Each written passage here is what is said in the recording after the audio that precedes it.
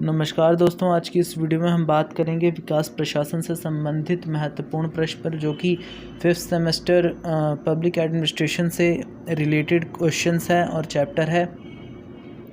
तो इसमें पहला क्वेश्चन है, विकास प्रशासन से आपका क्या तात्पर्य है और विकास प्रशासन की क्या विशेषताएं हैं। तो विकास प्रशासन शब्द दो शब्दों के योग से बना है, विकास और प्रशासन, जिसमें विकास शब्द का अर्थ होता है निरंतर आगे बढ़ना और प्रशासन का अर्थ होता है सेवा करना। इस प्रकार यह कहा जा सकता है कि विकास प्रशासन में जनता की सेवा के लिए विकास कार्य को करना निहित है। लोक प्रशासन में विकास का तात्पर्य किसी सामाजिक संरचना का प्रगति की ओर बढ़ना है।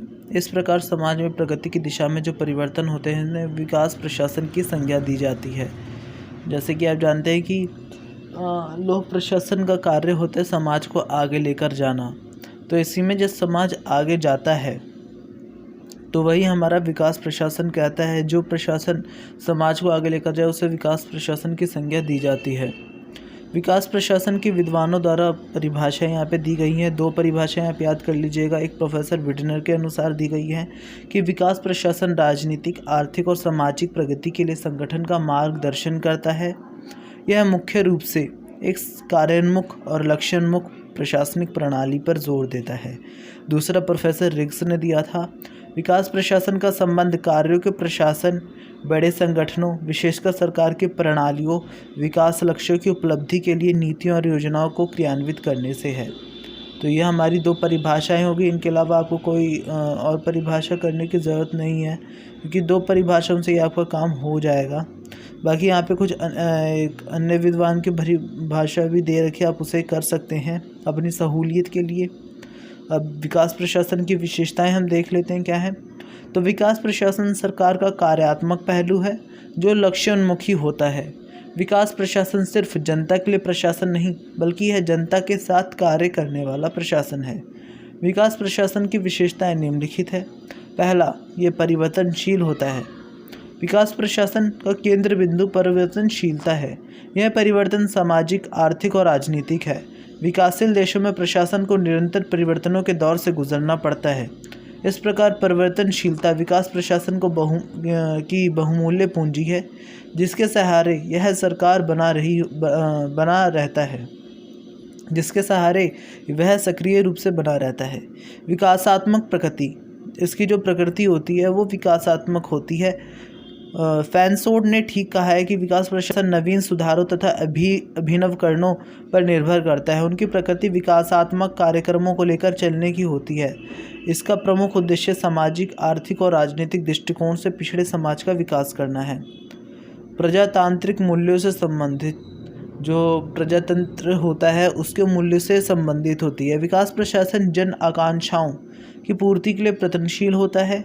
साथ ही विकास प्रशासन प्रजातांत्रिक मूल्यों से संबंध रहता है, क्योंकि इसमें मानव अधिकारों और मूल्यों के प्रति सम्मान, जनहित का उद्देश्य तथा उत्तरदायित्व की भावना निहित है।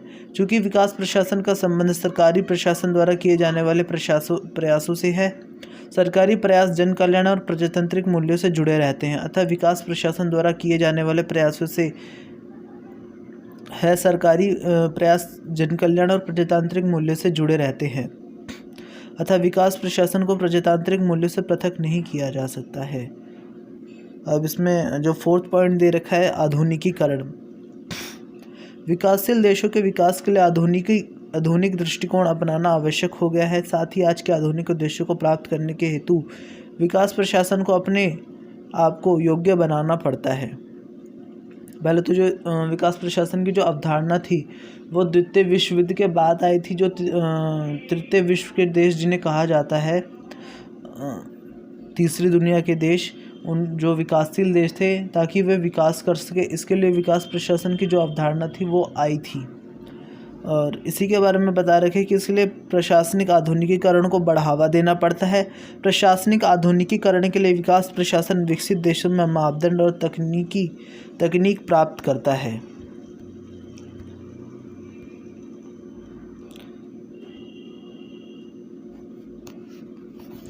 माफ़ कीजिएगा ये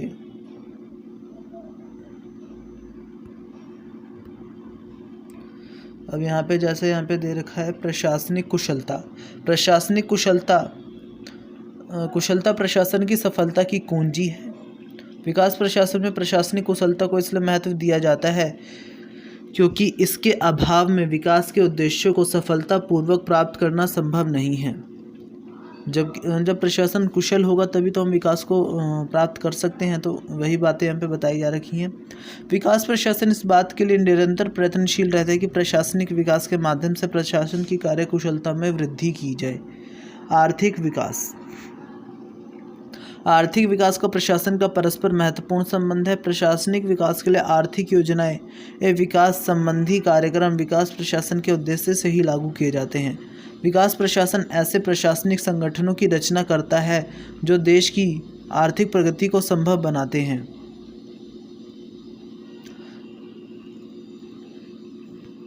विकास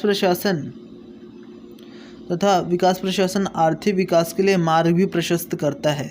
राष्ट्र के विकास के लिए आर्थिक योजनाएं अत्यंत महत्वपूर्ण होती है और उन्हें लागू करने में विकास प्रशासन महत्वपूर्ण भूमिका निभाता है। आपको पता ही होगा कि जो हमारी जो समस्याएं होती है, जो हमारे राजनेता जिन्हें सुनते हैं, उसके बाद जो इस पर बहस इत्यादि होती है संसद में, उसके बाद जो प्रशासनिक अधिकारी होते हैं वे हम सब जो समस्याएं होती हैं उनको समाप्त करने के लिए, उन समस्याओं का हल करने के लिए नीतियां बनाते हैं और जो हमारे आर्थिक विकास को बढ़ावा देती हैं। तो यही लोक प्रशासन का कार्य होता है। परिणामोन्मुखी विकास प्रशासन का परिणामोन्मुखी होना इसकी एक अन्य महत्वपूर्ण विशेषताएं हैं। विकास प्रशासन में अपेक्षा की जाती है कि वह निर्धारित सीमा के अंतर्गत कार्यों को संपन्न करे और परिणाम अच्छे हों। तो ये जैसा कि इसमें परिणामों को अधिक महत्व दिया जाता है, क्योंकि अगर हमने कुछ किया है, कोई नीति बनाई है और अगर उसका इम्प्लीकेशन हुआ है तो हमें उसके रिज़ल्ट की ज़्यादा गुंजाइश रहती है, अच्छे रिज़ल्ट की ज़्यादा गुंजाइश रहती है। इसलिए इसमें परिणामों पर अधिक महत्व दिया जाता है, क्योंकि परिणाम अगर अच्छा होगा तभी उन नीतियों को सफल माना जाएगा। अब जैसे इसमें एक क्वेश्चन है, विकास प्रशासन पर FW रिक्स के जो दृष्टिकोण है उसकी चर्चा करने के लिए इसमें कहा गया है। तो देख लेते हैं इस प्रश्न को। FW रिक्स ने तुलनात्मक प्रशासनिक समूह की अमेरिकी सोसाइटी के प्रथम बौद्धिक व अन्वेषक थे। इन्होंने 3 मॉडलों का चयन किया, यानी कि संयुक्त राज्य अमेरिका, थाईलैंड, फिलीपींस के विभिन्न प्रशासनिक मॉडल की व्याख्या की। उन्होंने तुलनात्मक लोक प्रशासन में अग्रेरिया यानी कि थाईलैंड तथा इंडस्ट्रिया यानी कि संयुक्त राज्य अमेरिका के वर्गीकरण की व्याख्या की और एक मिश्रित मॉडल का विकास किया, जिसे रिक्स ने प्रिज्मियम मॉडल कहा, जो फिलीपींस का नाम दिया गया। इसमें इस बात पर बल दिया गया कि प्रिज्मियम समाज ही उत्तर औपनिवेशिक समाज है, जिसने 1940 और 1950 के दशक में साम्राज्यवादी शक्तियों से स्वतंत्रता प्राप्त की। पश्चिमी शक्तियों ने इस समाज में शासन किया तथा इन समाजों में शासन चलाने के लिए एक आधुनिक नौकरशाही व्यवस्था को उन पर थोपा गया, क्योंकि अगर जो पश्चिमी शक्तियां थी उनको अगर शासन करना था तो शासन तो ऐसा था नहीं कि एक राजा करे और फिर बाकी के जो उसका कहा माने। इसके लिए एक प्रशासनिक तंत्र की आवश्यकता होती है ताकि सुव्यवस्थित रूप से जो शासन किया जा सके, ताकि कोई मतलब विद्रोह उत्पन्न ना हो इस तरीके से। तो उसी प्रकार से उन पर थोपा गया। रिक्स ने प्रशासनिक व्यवस्था में पश्चिमी देशों द्वारा थोपे गए संबंधों एवं उनके सामाजिक सांस्कृतिक वातावरण ने प्रिज्मीय समाज से जानने के इच्छुक थे। यह लोक प्रशासन कई विकासशील देशों प्रिज्मीय समाज के अंतर्गत आता है। उन्होंने अपनी कृति Thailand modernisation of bureaucratic polity 1966 में यह बताया कि किस प्रकार से कमज़ोर राजनीतिक संरचना प्रशासनिक व्यवस्था को नियंत्रित करने में असमर्थ रहती है। उन्होंने दी इकोलॉजी ऑफ पब्लिक एडमिनिस्ट्रेशन 1961 में दक्षिण पूर्व एशिया में और अमेरिका में एक व्यापक सर्वेक्षण के पश्चात यह प्रदर्शित किया कि किस प्रकार से विकासशील देशों में प्रशासनिक चुनौतियों का सामना करना पड़ रहा है। रिक्स ने विजय देश थे और परस्पर व्यापन की पहचान की। औपचारिकतावाद और जैसे कि इसमें लिखा हुआ है कि रिक्स ने विजातीयता, पारंपरिक के साथ आधुनिकता का सहअस्तित्व, औपचारिकतावाद, परिकल्पित दृष्टि एवं वास्तविक अभ्यास के मध्य अंतर और परस्पर व्यापन, नवनिर्मित उच्च आधुनिक संरचनाएं केवल दिखावटी सेवाओं के भुगतान तथा व्यापक रूप से पारंपरिक संरचना की अनदेखी की पहचान की। परस्पर व्यापन के कई महत्वपूर्ण आयाम हैं, जैसे भाई भतीजावाद,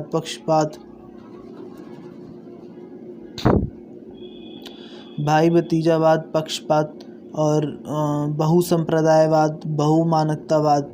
और फिर इसमें जैसे बताया जा रखा है कि और आधुनिक प्रशासनिक व्यवस्था का पारंपरिक प्रशासनिक संरचना के साथ होना। उन्होंने निष्कर्ष दिया कि पश्चिमी नौकरशाही एवं राजनीतिक संरचना मुख्यतः प्रशासनिक लक्ष्य हेतु बनाई गई है, परंतु अक्सर इसे पारंपरिक सामाजिक संरचना के पक्ष में नज़रअंदाज किया जाता है।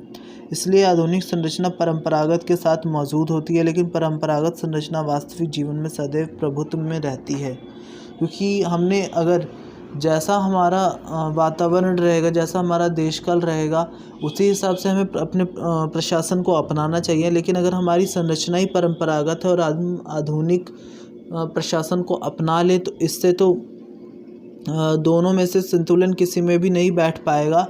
इसलिए हमें अगर हमारी संरचना परंपरागत है तो हमें पहले उसे आधुनिक संरचना में बदलना होगा, उसके बाद हमें आधुनिक प्रशासन की तरफ बढ़ना होगा, या हमें धीरे धीरे प्रयास करके अपने समाज को भी आधुनिक करना होगा और हमने प्रशासन को भी धीरे धीरे आधुनिक करना होगा, डायरेक्ट नहीं किया जा सकता। रिक्स ने महसूस किया कि एक प्रिज्मीय समाज में भाई भतीजावाद या पारिवारिक संरक्षण या पक्षपात आदि परिवारिता संबंधों तथा रिश्तेदारों के आधार पर प्रचलित होते हैं। वास्तव में विभिन्न प्रशासनिक कार्यालयों में चयन और प्रशासनिक कार्यों के प्रदर्शन में भाई भतीजावाद या पक्षपात बहुत महत्वपूर्ण भूमिका निभाता है। पारिवारिक वंश रिश्तेदारी और पारंपरिक कानून का प्रचलन एवं कानूनी के शासन के सार्वभौमिकरण के व्यवहार में कभी होने का प्रभाव होने के कारण यह अवहेलना की गई है।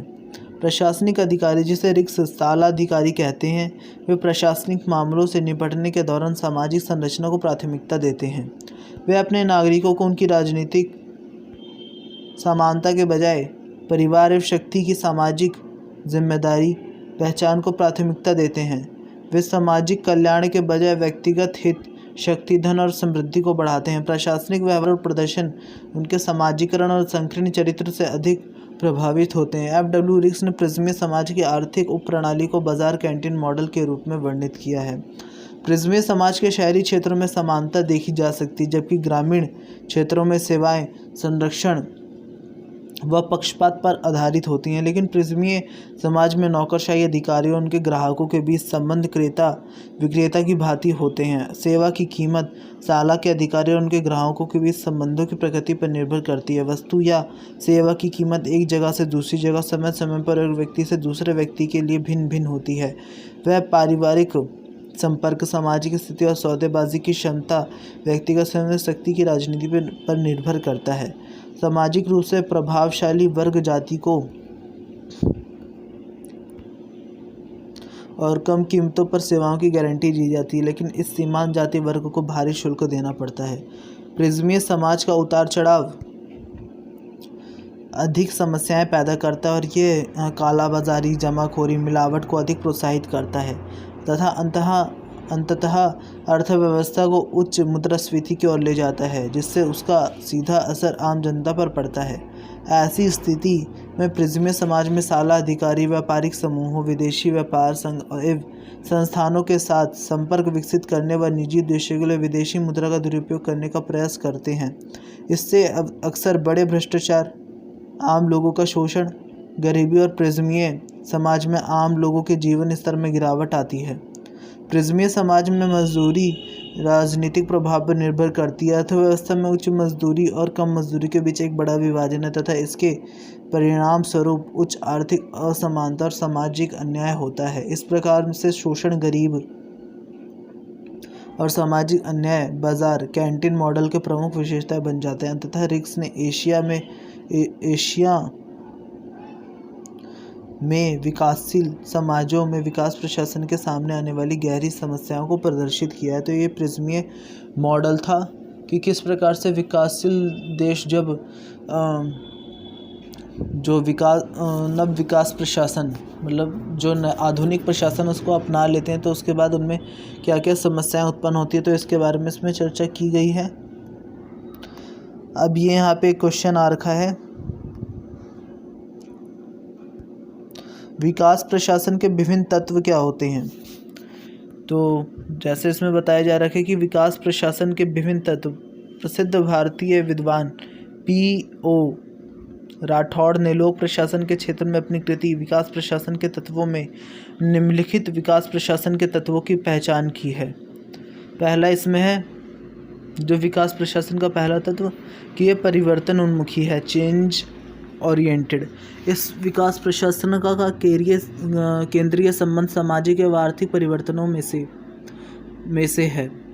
परिणाम उन्मुखी, लोक प्रशासन को परिणाम उन्मुखी होना चाहिए। इसे सामाजिक आर्थिक परिवर्तन की एक संबंध अवधि के भीतर संपन्न होना चाहिए। संचार, निष्ठा और समर्पण, एक प्रशासनिक प्रतिबद्धता में परिवर्तन लाने की आवश्यकता है। विकास प्रशासन को केवल योजना एवं उसके विकासात्मक कार्यों के क्रियान्वयन की ओर ध्यान केंद्रित नहीं कर रहना चाहिए, बल्कि इसका ध्यान संपूर्ण समाज के बदलाव की ओर रहना चाहिए। ग्राहक उन्मुखी, क्लाइंट ओरिएंटेड, विकास प्रशासन को ग्राहक उन्मुखी होना चाहिए। इससे ग्राहक नागरिकों की आकांक्षा और आग्रह को संतुष्ट करने का प्रयास करना चाहिए। उदाहरण के लिए विशेष क्षेत्र में रहने वाले लोग इसे विशेष क्षेत्रों के लोगों की आवश्यकताओं और इच्छाओं को रणनीतिक तरीकों से संतुष्ट करने का प्रयास करना चाहिए। तो इसमें ये बातें थी विकास प्रशासन के तत्वों से संबंधित। अब यहाँ पे जैसे कि इसके आगे जो तत्व हैं बाकी के उनकी चर्चा की जा रखी है। अस्थायी आयाम, विकास प्रशासन की एक अन्य बाधा है जैसे समय, इस और अपना ध्यान केंद्रित करना चाहिए कि किस प्रकार से नागरिकों की आवश्यकताओं को एक निश्चित समय में पूरा किया जाना चाहिए, ताकि समय की भी बचत हो और जो नागरिकों की जो आवश्यकताएं हैं उनको एक समय के भीतर पूरा करने से क्या होगा कि इसमें और ज़्यादा कहते हैं ट्रांसपेरेंसी आएगी और इसमें लोगों का ज़्यादा विश्वास भी बढ़ेगा और जो इसमें और जितने सुधार हो सकते हैं विकास प्रशासन में ये उसकी तरफ और अग्रसर होगा और इसमें आधुनिकता भी आते रहेगी धीरे धीरे। योजनाबद्ध और समन्वित प्रयास, planned and coordinated coordinated efforts, विकास प्रशासन का तात्पर्य एक संगठित एवं नियोजित विकास की रणनीतियों से है। इसमें लोक प्रशासन और नागरिकों की भागीदारी का मध्य लक्ष्य आर्थिक के साथ सामाजिक परिवर्तन भी लाना है। लक्ष्योन्मुखी प्रशासन, गोल ओरिएंटेड एडमिनिस्ट्रेशन, विकास प्रशासन की लक्ष्योन्मुखी होना चाहिए। विकास प्रशासन का मुख्य लक्ष्य आर्थिक विकास के साथ सामाजिक परिवर्तन भी लाना है।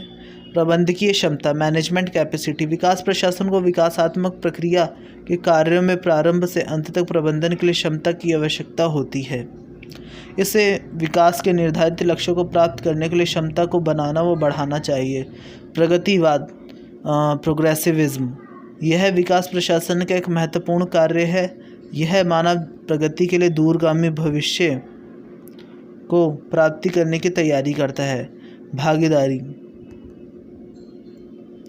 लोगों को विकास के कार्यों द्वारा केवल लाभ प्राप्त नहीं होता, वे विकासात्मक प्रक्रियाओं में सक्रिय भागीदारी भी लेते हैं। इसमें वे मात्र केवल विकास के साधन नहीं होते बल्कि वे विकास के साध्य होते हैं। हालांकि विकास प्रशासन में लोगों को अधिक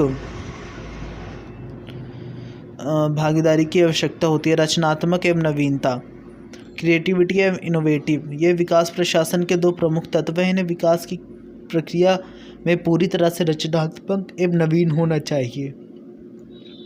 जवाबदेही व उत्तरदायित्व, रिस्पॉन्सिवनेस एंड अकाउंटेबिलिटी, विकास प्रशासन को उत्तरदायी व जिम्मेदार होना चाहिए। इसे विकास के लक्ष्यों की प्राप्ति के लिए प्रशासन के प्रति अधिक प्रेरित होना चाहिए और ऊर्जावान होना आवश्यक है। अतिव्यापी, विकास की प्रक्रियाओं का पालन करते हुए कई औपचारिक एवं अनौपचारिक संस्थान हैं जो आपस में अतिव्यापी होते हैं।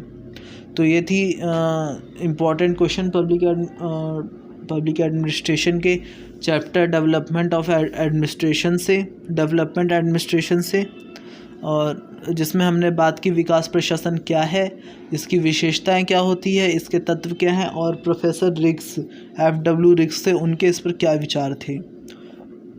तो धन्यवाद। अगर आपको हमारी वीडियो से कुछ भी जानकारी मिली हो या कुछ इम्पॉर्टेंट आपको दिखा हो तो कृपया कर इसे लाइक करें, और ऐसी वीडियोस के लिए हमारे चैनल को सब्सक्राइब करें, और अपने जिसको भी इसकी आवश्यकता है उसके पास इसे शेयर करें। धन्यवाद।